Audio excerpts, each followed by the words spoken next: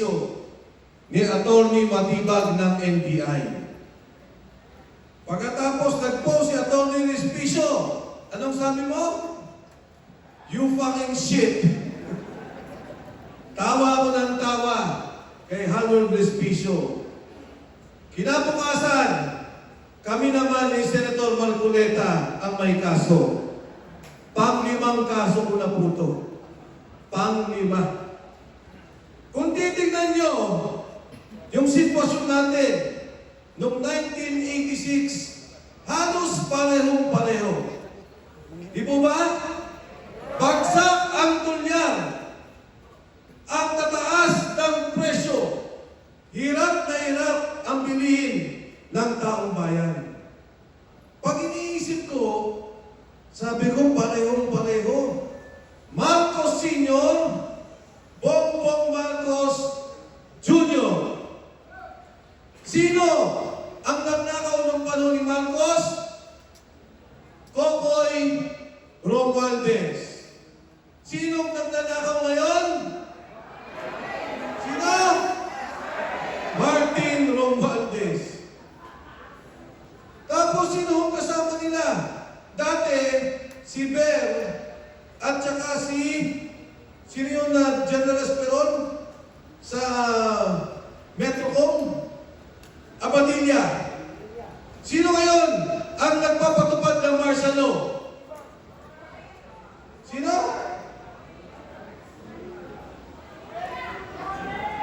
NBI. Sino nagpakulong kay Pangulong Duterte yung gumawa sa ICC? Trillanes. Si Trillanes at si Matibag. At kung titignan ninyo, nung panahon nun, pinatay nila si Niloy Aquino. Ngayon, ikinulong nila, dinala sa ibang bansa si Pangulong Duterte. Noon, may Cory Aquino. Ngayon, may Sara Duterte. At si Mayor Baste, noon, may Chris Aquino. Ngayon, may Baste Duterte. Alam niyo mga kasama, itong nangyayaring korupsyon, grabe talaga. Nagsama kami. Andyan si Jun Esperon, Alcusi, nakasama ko yan sa kabinete. Hindi ganito.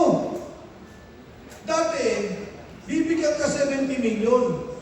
Sasabihin sa iyo, 40 million local projects. 30 million para dun sa mga ayuda.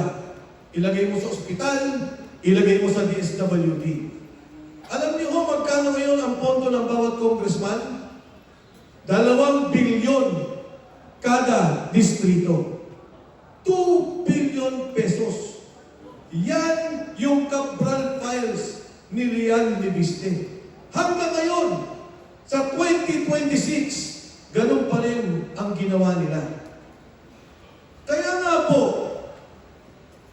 napasama ako dito, nung unang lumapit sa akin si Sergeant Gotesa, ang sabi sa akin ng kaibigan kong tagapamantasan ng Pilipinas, pakinggan mo, ipakilala mo kay Senator Marcoleta.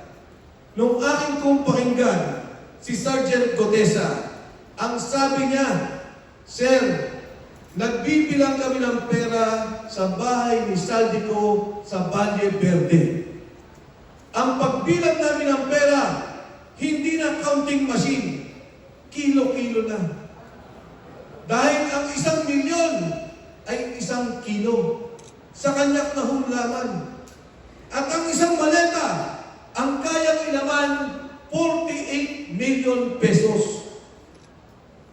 Binibilang kilo-kilo ni Mark Texay at ni Paul Estrada, dumadating ang pera, dinideliver nila sa bahay ni Saldico sa Horizon. Matapos mag-deliver, ibababa nila yung pera, dadalhin sa Aguado, sa Malacanang, at sa Makindi, sa Forge Park. Ang sabi na sa akin, Sir, isang delivery, nakita ko, at sinabi naman na niya, si Congressman Eric Yap, nag-deliver 2.3 billion isang delivery. Nagulat ako.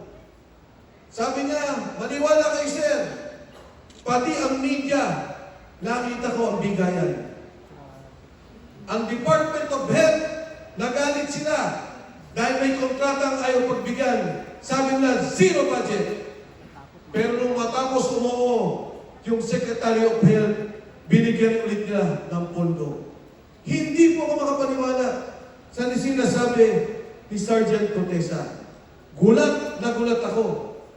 Pagkus ganun, pumunta kami kay Senator Marcoleta. Hindi ko pa kasama si Cotesa. Ang sabi ko kay Marcoleta, Senador, pakinggan mo to. Sabi niya, kilala mo ba yan? Sabi ko, kilala ko yung nagpakilala.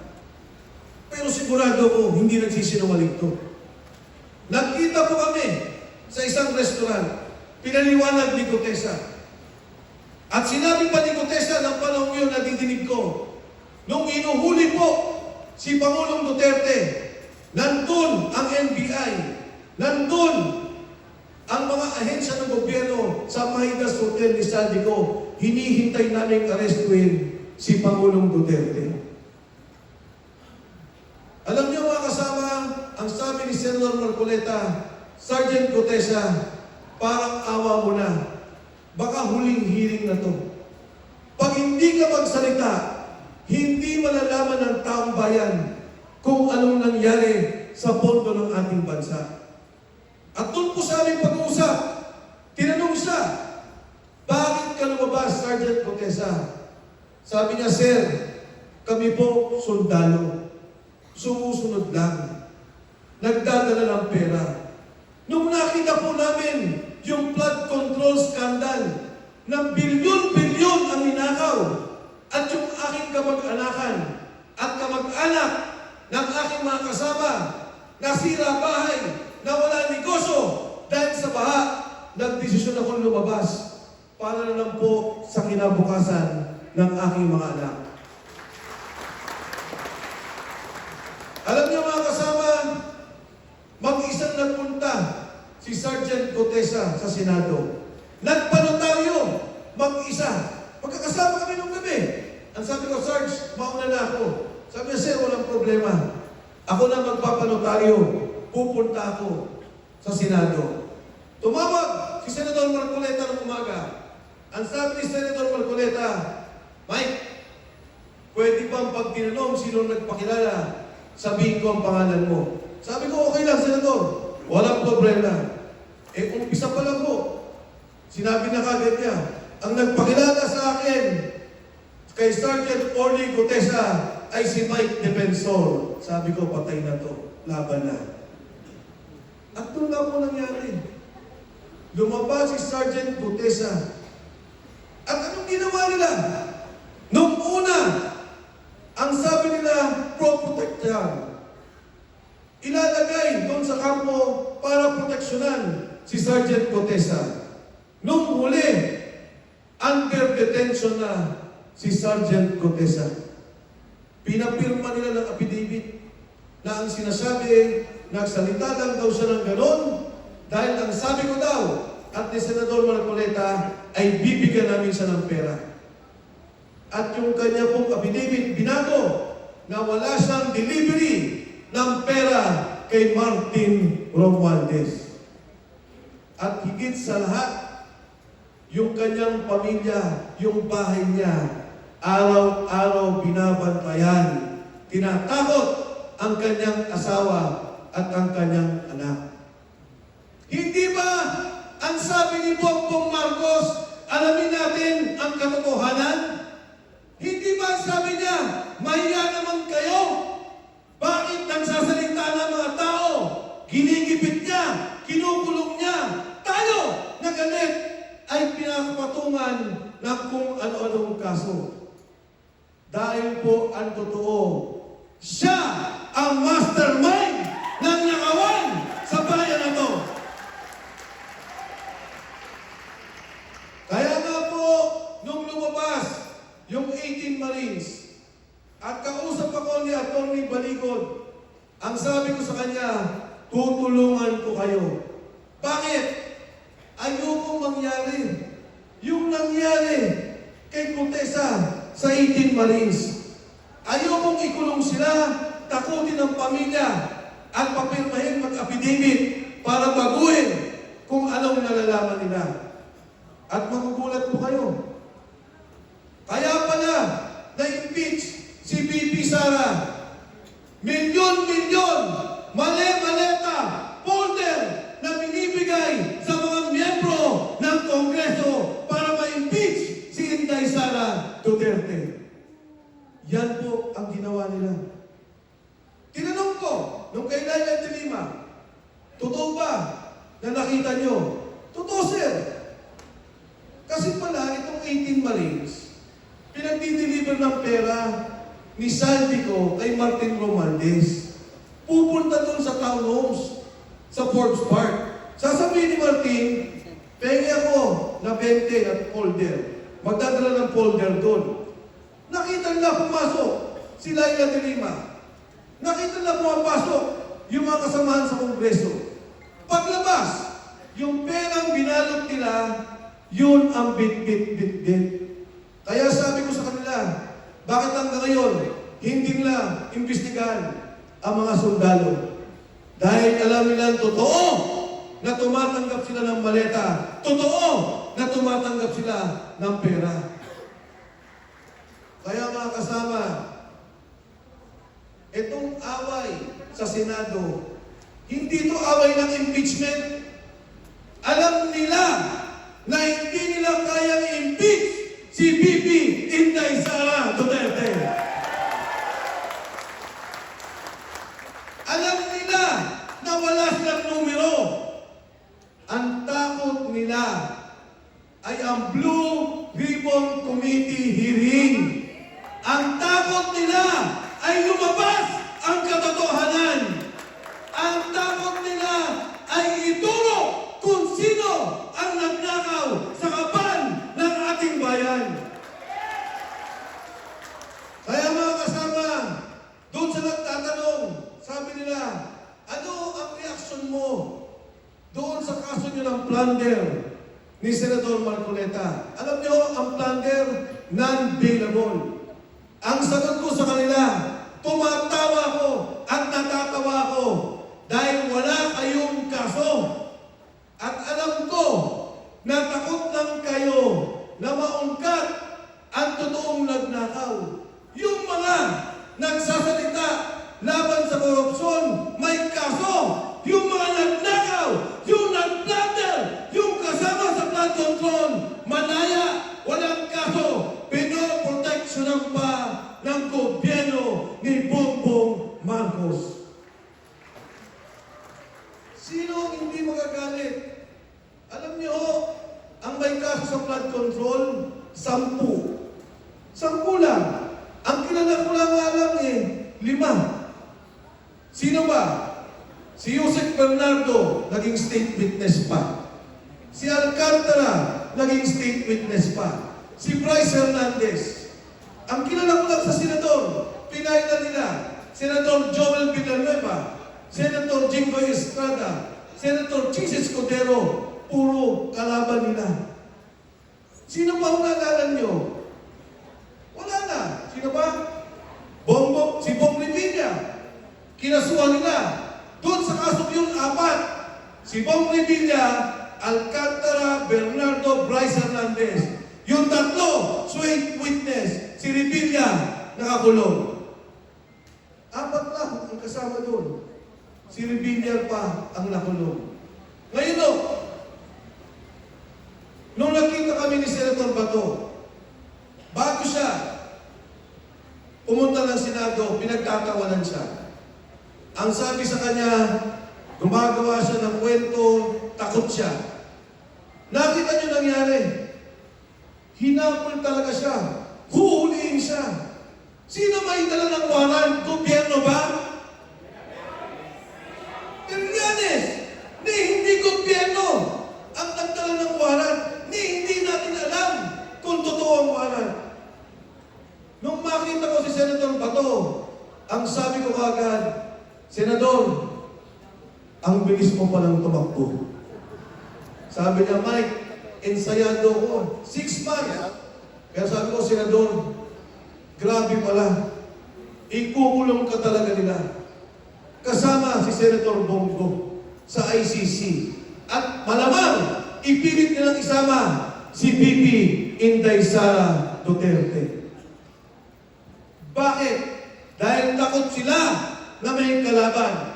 Dahil takot sila sa 2028, alam nila, hindi maihinto, hindi mapipigilan si Inday Sara Duterte na susunod na Pangulo ng Republika ng Pilipinas.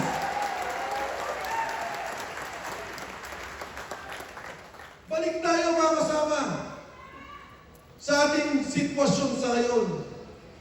Bakit ngayon kinakasuhan lahat? Dahil ayaw nila na may magsalita. Ayaw nila na may mag-question. Ayaw nila na may magalit. Noong panahon ni Marcos Sr., kailangan isara ang Kongreso at Senado. Ngayon, nabili na nila ang Kongreso, nabili na nila ang Senado, pinibili ang Korte Suprema. Kaya kailangan nilang ipahuli tayo na nandito. Papayag pa tayo? Lalaban pa tayo? Mga kasama, lahat tayo dito, sigurado ko, magkakaroon ng kaso. Iisa-isahin lang tayo.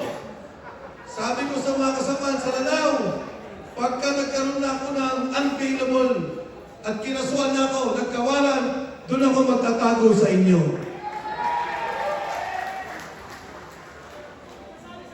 Paano? At bakit tayo pinapatigil? Dahil sa trilyon na ninakaw nila. Trilyong piso ang ninakaw na pondo sa Kongreso. Bawat proyekto bibilin mo at si Sandy ko mismo nagsabi, 30% bawat proyekto.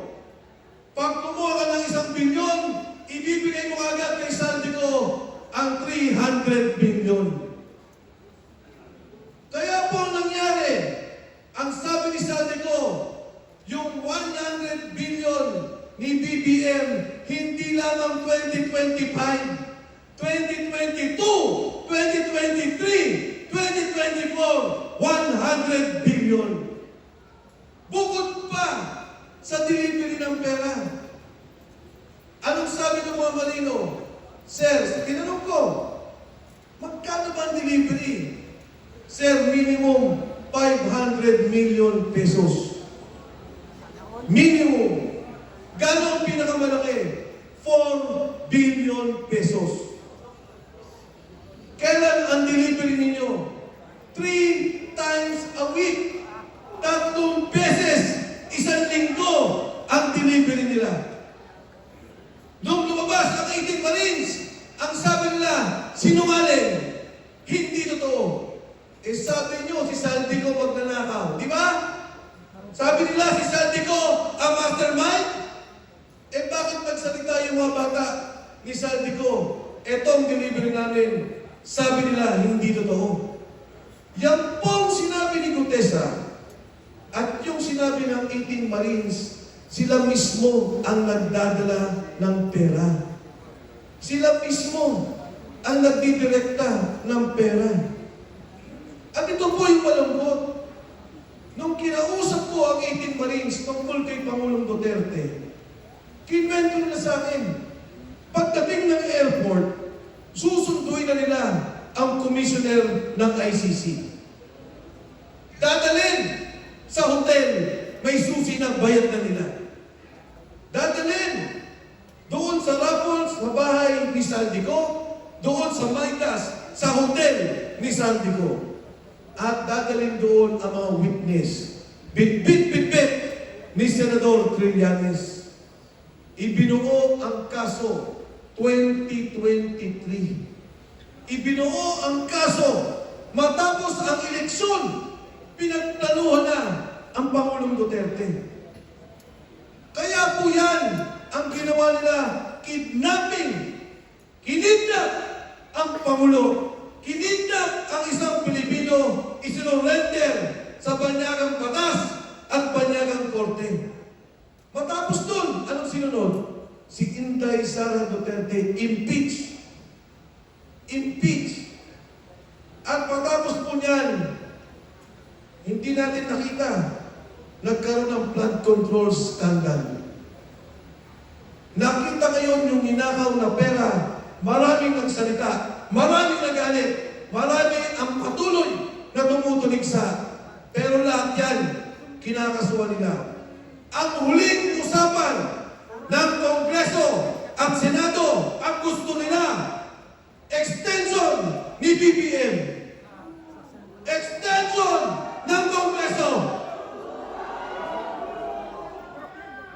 Sabi nila sa mga congressman, eto pera, eto ang proyekto, at huwag kayong matakot dahil na-extend ang Kongreso, extended si BBM, maligaya naman ang araw ng mga buhaya sa Kongreso. Ngayon mga kasama, binabalik ko ang tanong sa inyo, 1986, nagka-revolusyon, magmula ng 1972 na martial law. Ngayon po, nakikita natin, muling ipinabalik ang martial law sa ating bansa. Kaliwat kanan ang nakawan ng pondo. Lalaban ba tayo? Lalaban ba tayo?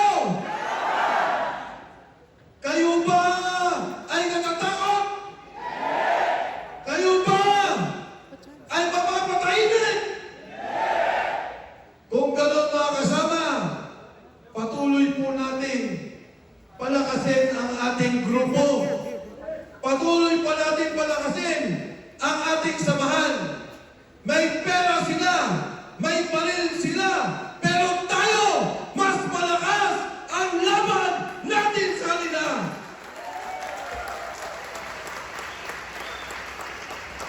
Kaya nga mga kasama, lumapit kami ni Speaker Bebot Alvarez sa ating pinuno ng ating samahan. Ang sabi namin sa kanya, Mayor, kailangan namin ng isang leader. Kailangan namin na may tumayo bilang simbolo ng aming pagkakaisa.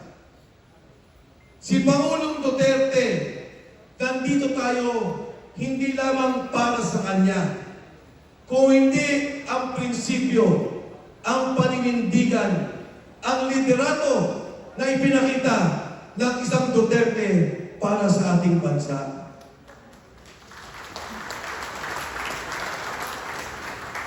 At kailangan natin ang taong to, ang totoo, sa daan-daan pagkakilala ko sa kanya, ni walang interes to sa politika, walang interes sa pera, walang interes sa poder.